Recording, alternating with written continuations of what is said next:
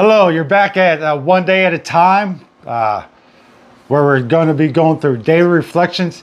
One day every single day, we're reflecting on what one member told another member, and also what the Alcoholics Anonymous groups expressed in their talks and the 12-step traditions. Today's January 14th. It says no regrets. And first off, I want to say I'm not sure if this book purposely, intentionally is misleading and confusing people out here, and basically leading them in a roller coaster of a spiritual walk, as I expressed yesterday. But even as it jumped from yesterday's January 13th to today's January 14th, it spoke yesterday about how you had to forget old ideas, and he was realizing that what harm he did to his family, his job, and his community. And this was all while the person was alcoholic.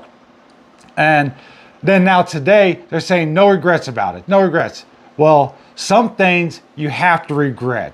And when you've wronged a person, sometimes you have to go to the person you've wronged and, show remorse. And that's what repenting is all about. So if you're talking about God, you're speaking about his son, Lord Jesus Christ, also at the same time. Because there's only one God. Now, if you're just talking about a higher power, then that's exactly what you're falling after, the devil. And what I'm talking about, the devil is also spiritual.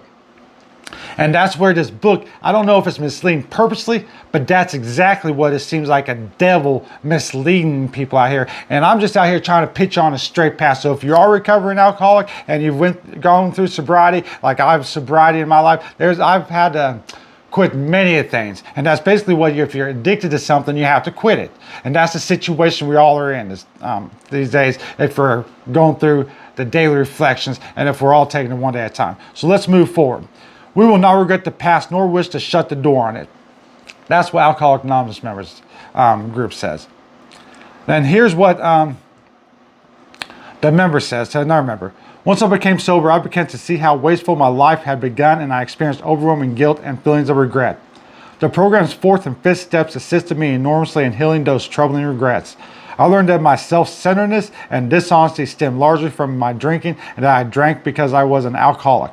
Now I see how even most distasteful past experiences can turn to gold, because as a sober alcoholic, I can share them to help my fellow alcoholics, particularly newcomers. Sober for several years now in AA, I no longer regret the past. I am simply grateful to be conscious of God's love and of the help I can give to others in fellowship. Well, I'm going to have to make a second video expressing going